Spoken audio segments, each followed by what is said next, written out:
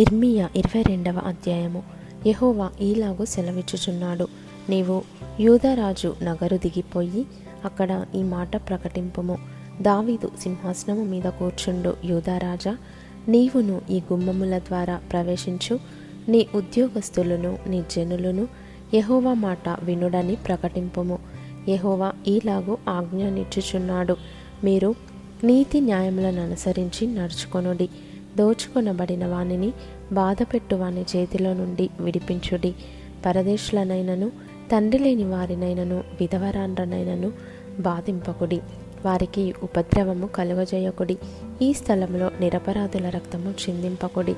మీరు నిశ్చయముగా ఈలాగున చేసిన ఎడల దావీదు సింహాసనము మీద కూర్చుండు రాజులు రథములను గుర్రములను ఎక్కి తిరుగుచు ఉద్యోగస్తుల సమేతముగాను జనుల సమేతముగాను ఈ నగరు ద్వారముల గుండా ప్రవేశింతురు.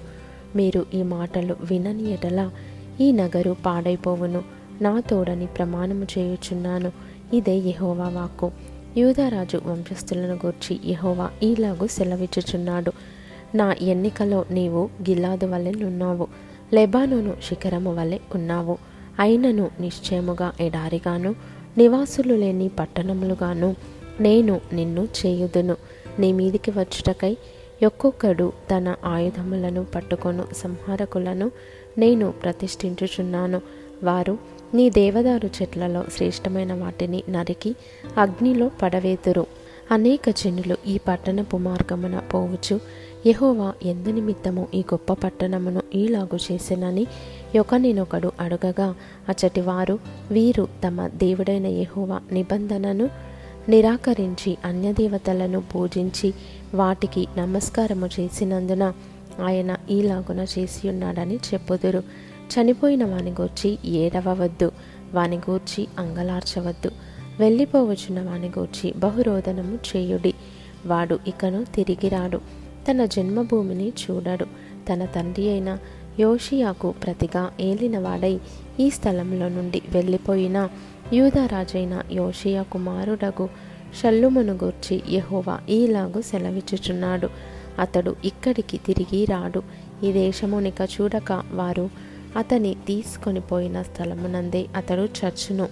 నీతి తప్పి తన నగరును స్థాపించువానికి శ్రమ, న్యాయము తప్పి తన మేడగదులను కట్టించుకొనుచు జీతమియ్యక తన పొరుగువాని చేత ఊరకయే కొలువు చేయించుకొను వానికి శ్రమ. వాడు విశాలమైన మేడగదులు గల గొప్ప మందిరమును కట్టించుకొందుననుకొని విస్తారమైన కిటికీలు చేసుకొనుచు దేవదారు పలకలను దానికి సరంబి వేయుచు ఇంగిలీకముతో రంగు వేయుచునున్నాడే. నీవు అతిశయపడి దేవదారు పలకల గృహమును కట్టించుకొనుట చేత రాజవగుదువా? నీ తండ్రి అన్నపానములు కలిగి నీతి న్యాయములను అనుసరించుచు క్షేమముగా ఉండలేదా? అతడు దీనులకును దరిద్రులకును న్యాయము తీర్చుచు సుఖముగా బ్రతికెను. అలాగున చేయుటే నన్ను తెలుసుకొనుట కాదా? ఇదే యెహోవా వాక్కు. అయితే నీ దృష్టియు నీ కోరికయు అన్యాయముగా లాభము సంపాదించుకొనుటయందే నిరపరాధుల రక్తము ఒలికించుటయందే నిలిచియున్నవి. అందుకొరకే నీవు జనులను బాధించుచున్నావు, అందుకొరకే బలాత్కారము చేయుచున్నావు. కావున యోషియా కుమారుడగు యెహోయాకీమను యూదారాజును గూర్చి యెహోవా ఈలాగు సెలవిచ్చుచున్నాడు, జనులు అయ్యో నా సహోదరుడా, అయ్యో నా సహోదరి అని అతని గూర్చి అంగలార్చరు. అయ్యో నా ఏలినవాడా, అయ్యో శోభావంతుడా అని అతని కొరకు అంగలార్చరు. అతడు యెరూషలేము గుమ్మముల ఆవలికి ఈడువబడి పారవేయబడి గాడిద పాతిపెట్టబడు రీతిగా పాతిపెట్టబడును. నీ విటకాండ్రు నాశనమైరి. లెబానోనును ఎక్కి కేకలు వేయుము, బాషానులో బిగ్గరగా అరువుము, అబారీము నుండి కేకలు వేయుము. నీ క్షేమకాలములలో నీతో మాటలాడితిని గాని నేను విననని నీ వంటివి. నా మాట వినకపోవుటే నీ బాల్యము నుండి నీకు వాడుక. నీ కాపరులందరూ గాలి పీల్చుదురు, నీ విటకాండ్రు చెరలోనికి పోవుదురు. నీ చెడుతనమంతటిని బట్టి నీవు అవమానము నుండి సిగ్గుపడుదువు. లెబానోను నివాసిని, దేవదారు వృక్షములలో గూడు కట్టుకొనిన దానా, ప్రసవించు స్త్రీకి కలుగు వేదన వంటి కష్టము నీకు వచ్చినప్పుడు నీవు బహుగా కేకలు వేయుదువు గదా.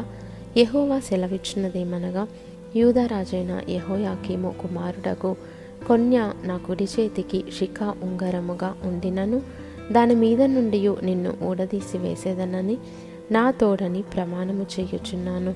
నీ ప్రాణమును ఎవరు తీయజూచుచున్నారో, నీవెవరికి భయపడుచున్నావో వారి చేతికి, అనగా బబులోను రాజైన నెబుకద్రెజరు చేతికిని కల్దీయుల చేతికిని నిన్ను అప్పగించుచున్నాను. నిన్ను కనిన నీ తల్లిని నీ జన్మభూమి కాని పరదేశంలోనికి విసిరివేసేదను. మీరు అక్కడనే చచ్చెదరు. వారు తిరిగి రావాలనని బహుగా ఆశపడు దేశమునకు వారు తిరిగి రారు. కొన్యాను ఇతడు హేయమైన ఓటికొండ వంటివాడా, పనికిమాలిన ఘటమా? అతడును అతని సంతానమును విసిరివేయబడి తామెరుగని దేశములోనికి ఎలా త్రోయబడిరి. దేశమా దేశమా దేశమా, యెహోవా మాట వినుము. యెహోవా ఈలాగు సెలవిచ్చుచున్నాడు.